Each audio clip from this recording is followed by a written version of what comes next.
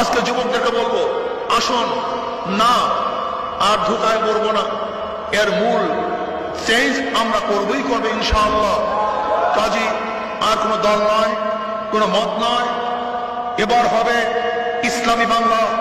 ওই সংসদ ভবনে না ক্যাপিটালিজম চলবে, না সোশ্যালিজম চলবে, না সেখানে ডেমোক্রেসি চলবে, না সেখানে কমিউনিজম চলবে, একমাত্র সেখানে চলবে লা ইলাহা ইল্লাল্লাহ মুহাম্মাদুর রাসূলুল্লাহ।